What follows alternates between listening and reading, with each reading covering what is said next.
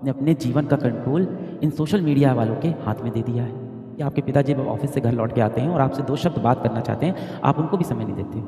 आप उनको क्या बहाना देते हो कि मैं पढ़ रहा हूँ और कमरा बंद करके आप क्या पढ़ाई करते हो मोबाइल में, आपको भी पता है, मुझे भी पता है। काश मैं पढ़ लेता, मैं पढ़ क्यों नहीं रहा हूँ? फिर थोड़ी देर उस दुनिया में खो गया। 15 मिनट तक फिर स्क्रॉल किया, उसी दुनिया में खोया हुआ है। एक हँसी वाला मीम देखा, बहुत मज़ा आया।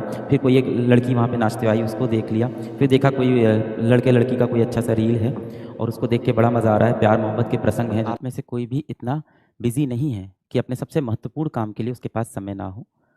समय हम सबके पास है, बात सिर्फ प्रायोरिटाइज़ करने की है बेटा, कि हम अपनी इम्पोर्टेंट चीज़ों को प्रायोरिटाइज़ करें। जीवन में क्या चीज़ आपके लिए ज़्यादा कीमती है, वो आप करें।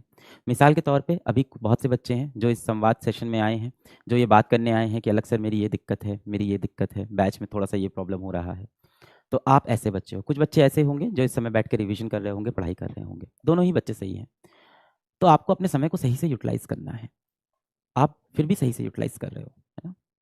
आप में से कुछ बच्चे ऐसे हैं जो इस संवाद में आए हैं, अलग सर से बात करने आए हैं, अपनी बातें, अपने कष्ट बताने आए हैं, जितना मैं आपकी मदद कर सकता हूँ वो लेने आए हैं। कुछ बच्चे रिवीजन कर रहे होंगे, तैयारी कर रहे होंगे, पर अभी इस वक्त पे कुछ बच्चे ऐसे होंगे जो अभी इंस्टाग्राम खोल के लगातार ऐसे स्क्रॉल कर रहे होंगे, उस नकली दुनिया में पूरी तरह से फंसे होंगे। एक के बाद एक रील देख रहे होंगे और हर एक रील के बाद उनके दिमाग में जो डिप्रेशन है वो बढ़ता जा रहा होगा। हाथ यहाँ से हट नहीं पा रहा होगा रील से, क्योंकि वो अपने आप में ऐसा चुंबकीय बनाया गया है ना, ये सब प्लेटफॉर्म इसीलिए ऐसे बनाए जाते हैं कि वहाँ से आप हट ना पाओ, जानबूझ के ऐसे डिज़ाइन किए जाते हैं। और वो वहाँ फंसा होगा और लगातार खुद को कोस रहा होगा कि काश मैं पढ़ लेता, मैं पढ़ क्यों नहीं रहा हूँ? फिर थोड़ी देर उस दुनिया में खो गया। 15 मिनट तक फिर स्क्रॉल किया, उसी दुनिया में खोया हुआ है। एक हँसी वाला मीम देखा, बहुत मज़ा आया। फिर कोई एक लड़की वहाँ पे नाचते आई, उसको देख लिया। फिर देखा कोई लड़के-लड़की का कोई अच्छा-सा रील है और उसको देख के बड़ा मज़ा आ रहा है। प्यार-मोहब्बत के प्रसंग हैं जो जीवन में आपको आगे मिलने वाले हैं, वो आपको अभी चाहिए, समय से पहले नहीं मिलनी चाहिए चीज़ें। आपको वहाँ मिल रही है, आपको वो सुख मिल रहा है जो अभी आपको नहीं मिलना चाहिए और आप उस दुनिया में फँस जाते हो। आपको क्या लगता है ये जो लोग हैं, मार्क ज़करबर्ग जैसे लोग हैं, ये इन प्लेटफ़ॉर्म को किस तरीके से बनाते हैं? इसी तरीके से बनाते हैं कि आप जैसा मासूम इंसान वहाँ पे फँस जाए और वहाँ से बाहर ना निकल पाए। कहने को तो कहा जाता है कि हम एक कम्युनिटी बना रहे हैं, जो लोगों को आपस में कनेक्ट करे। पर आप देखो ये रील्स वगैरह इसीलिए बनाए गए हैं। आप बैकएंड पे देखो तो वो सिर्फ़ आपका डेटा देख रहे हैं कि आप कितना समय वहाँ पे अपना व्यतीत करते हो और क्यों आप कम समय व्यतीत कर रहे हो। ये इंसान क्यों इस प्लेटफ़ॉर्म को छोड़ के जा रहा है? इसको और रील्स दिखाते हैं, इसको और पोस्ट दिखाते हैं, इसको और इस दुनिया में फँसा लेते हैं, इस नकली दुनिया में इसको हम फँसा के रखते हैं, यहाँ से ये बाहर ना निकल पाए। और आप क्या होते हो? अपनी असली दुनिया भूल के उस नकली दुनिया में फँसे रहते हो। भाई हम सब ने इतनी टेक्नोलॉजी, इतनी पढ़ाई-लिखाई, इतना जीवन में जो हम ग्रो हुए, किस लिए हुए थे?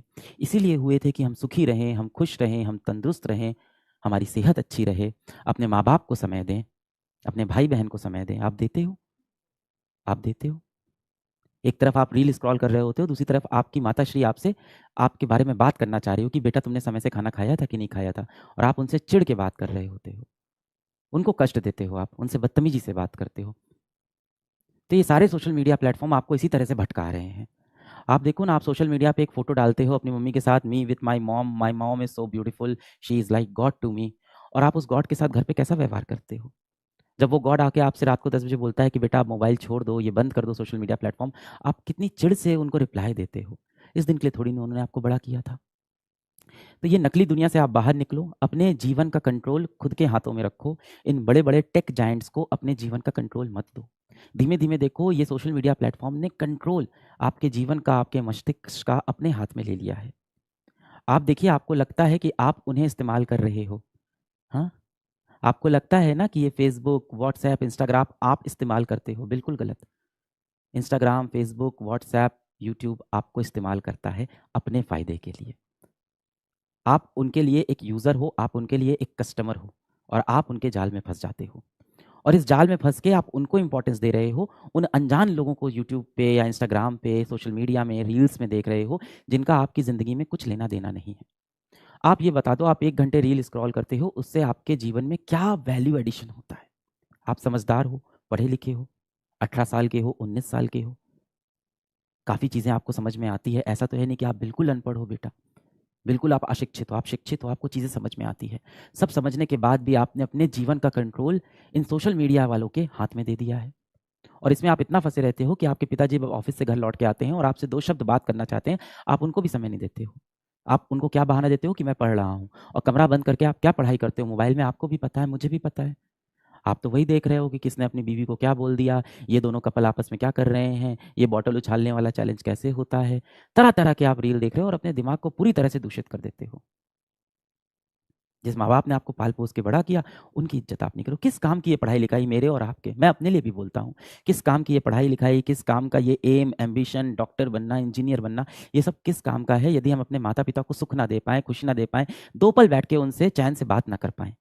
अगर ये चीज़ आप पढ़ाई के लिए कर रहे हो, तब तो मैं समझ में आता है। तब तो चलो वो चीज़ सही भी है, जस्टिफाइड है बेटा वो। अगर आप कहते हो मम्मी मैं पढ़ाई कर रहा हूँ, अभी मैं बात नहीं कर पाऊँगा, मैं समझता हूँ। तो जो आप बोल रहे हो ना रिवीजन करने का समय नहीं मिल रहा, समय आपके पास बेटा बहुत है। हम में से कोई भी इतना बिज़ी नहीं है कि अपने जीवन के सबसे महत्वपूर्ण चीज़ के लिए समय ना निकाल पाए। ये ड्रॉप ईयर है, आपके लिए सबसे महत्वपूर्ण चीज़ है कि पूरे दिल से, पूरी शिद्दत से तैयारी करना और बाधाएँ जितनी भी आ रही हैं, इन सब बाधाओं पे ध्यान ना देना। ये जितने भी डिस्ट्रैक्शन आपके पास टहल रहे हैं, इन पे ध्यान ना देना। आप बस एक चीज़ अपने दिमाग में बैठा लो, क्या?